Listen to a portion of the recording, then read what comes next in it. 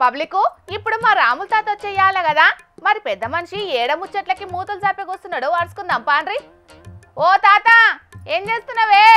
ఇంట్లో పనులు చేయాలి, అయ్యవ్వకు ఆసర కావాలి అనే సోయి పిల్లగాళ్ళకు చిన్నప్పటి కానించలు చెప్పుకుంటేనే పెద్ద అయినాక మంచిగా మసులుకుంటారు. కానీ అన్న నాన్న బుజ్జి అని అంటే బుజరిస్తే వాళ్ళు పెద్ద అయినాక గజ్జయి కూర్చుంటారు. ఏమున్నది? ఆగో ఏమైందే తాత? ఎవరిని తిట్టుకుంటా పత్తేడుతున్నావు? ఎవరిని తిడుతున్నావు? ఎందుకు తిడుతున్నావు? ఎవరినే ఉన్నది? ఇగో ఇక్కడ పత్తెడతాలు చూస్తలేవా మీ చిన్న అయిన పిల్లగాళ్ళు? ఏరు అయిందారా పొద్దులా 2 సార్లనే గిలికరించుకుంటుంటా. ఏరిది ఏరిది. అరే ఎప్పుడు చూడు పొలగాన్లు ఎంబడి పడంది మందిని మాటలనంది నీకు పొద్దే పోదా ముసలోడా? బడికి పోయే పొలగాన్లని తీసుకొచ్చి గా పనులు చేపించేటందుకు నీకు జర్రంతనన్న సిగ్గుచరం ఉన్నదా? నాకు సిగ్గుచరం ఉండు కాదే, ఈయన తక్కువదానా. నువ్వు ఇంతగానో నిలుగుతున్నందుకు నీకు బుద్ధి జ్ఞానం ఉండాలి. వీళ్ళు బయలుకు పోయి చదువుకుంటే నేనెందుకు గిసోటి పనులు చేయిస్తానే? వీళ్ళు బయలుకు పోకుంటే ఇంటికాడ కూర్చొని ఏతులు కొట్టుకుంటే తిరుగుతాను కాబట్టి ఇటు తీసుకొచ్చి పత్తేరిపిస్తాను. అవురా పిల్లగాన్లు నిజమేనారా? మీరు బర్లకు పోకుంటే పత్తేరిస్తాండా తాత? లేకుంటే కూలీలు దొరకలేదని మిమ్మల్ని బడి బంద్ చేయించి పత్తేరిపిస్తాండా? దోశ గవర్నర్ అడిగితే వాళ్ళు ఏం చెప్తారో ఏరు తిల్లదానా? నేను చెప్తాను, నేను రాదు. పొద్దుగాలని నిద్ర లేచుడు, డాబాలు ఎక్కి మూతులు వంకర పెట్టి సెల్ఫిస్ట్ వీడియోలు తీసి ఆ వీడియోలు నా వేటి ఇళ్ళకి ఎక్కిస్తారా? ఇన్స్టాగ్రామ్లు పాస్ పుస్తకాలు యూట్యూబ్లకి ఎక్కించుడు లేని కథలు పడు చేస్తాడు. అమ్మలు చదువుడు ఎక్కడిది పాడెక్కడిది? ఓ నీ అన్నాలం పాడుగాను జానడంతా లేరు గాని మీకు రీల్స్ చేసుడు ఏమందబ్రా? ఓ వీళ్ళు జానడంతా లేరు కావచ్చు, కానీ వీళ్ళ తెలివి బాయడంతున్నది. ఇక గివినికి ఇన్స్టాగ్రామ్ నాట 20,000 మంది ఫాలోవర్లు ఉన్నారట. ఇక ఈమెకు 40,000 మంది ఫాలోవర్లు ఉన్నారట. వీళ్ళ వీడియోలు నాట జనాలు మస్తు ఇష్టం కొద్ది చూస్తారు అని వీళ్ళు అవ్వ చెప్తాను కదా మందికి. ఇక మా పిల్లగాళ్ళ వీడియోలు మస్తు మంది చూస్తూ అంటారు, మస్తు మంది ఫాలోవర్స్ ఉన్నారు. మేము ఏడికన్నా ఈ పిల్లగాళ్ళని తీసుకొని పభోజనానికి పోయేది ఉంటే మస్తు మంది గుర్తుపడతారు. ఎరికేనా మా పిల్లగాళ్ళకు మస్తు మంది ఫ్యాన్స్ ఉన్నారు ఎరికేనా అని ఓ గొప్పగా చెప్తాంది ఇక వీళ్ళు అవ్వ.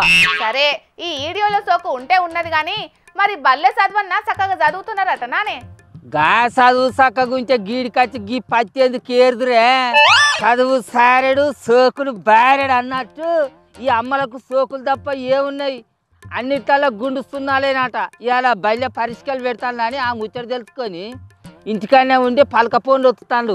బొమ్మలు పలక ఫోన్లు ఏం వత్తుతారు? పత్తేరుదురు రారా అని గుంజుకొని వచ్చిన ఒక్కడు నా మాట ఇంచడా?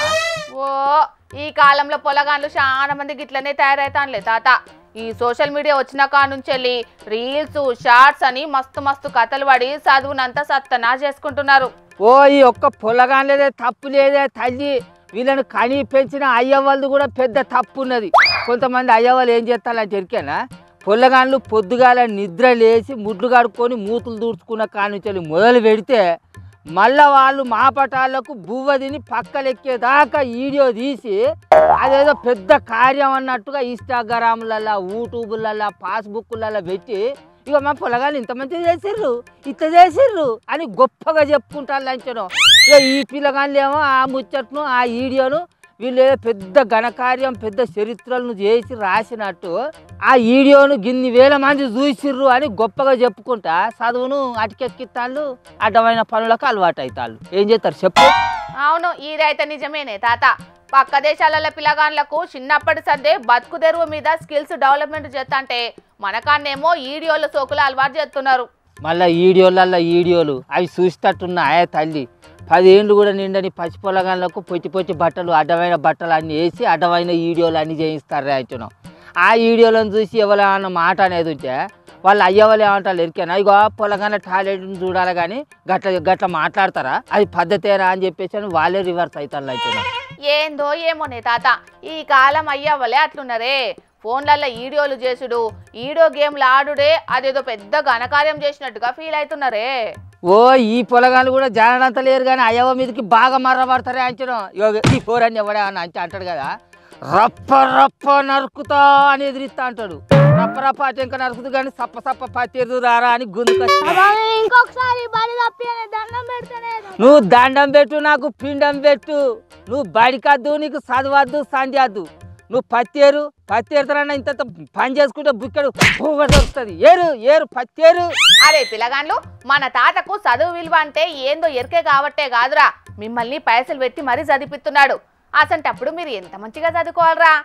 తప్పైందక్క, నువ్వన్నా చెప్పు తాతకి. అరే మిమ్మల్ని గొప్పోళ్ళుగా మార్చే ఆయుధం చదువు ఒక్కటేరా. మీరు గొప్పోళ్ళు కావాలన్నా, గొప్పోళ్ళు మీకు నమస్తే పెట్టాలన్నా కూడా చదువు ఒక్కటే దానికి ఆధారభూతం. రాజకీయ నాయకున్నా అందరు నాకే నమస్తే పెడతారు. అది 5 ఏళ్ళే జనాలు తూ అని ఊస్తే రోడ్ల మీదకి వచ్చి అడక తినాలే. రాజకీయ నాయకుడు అవుతాడట ఈ మొగోడు, రాజకీయ నాయకుడు. ఆ రాజకీయంలో కూడా గొప్ప నాయకునిగా ఎదగాలన్నా చదువు సంస్కారం కావాలరా. జనాలకు సేవ చేయాలన్నా కూడా చదువు అనే గొప్ప ఆయుధం నీ దగ్గర ఉంటే అందరు నీకు చేతులు ఎత్తి మొక్కుతారు.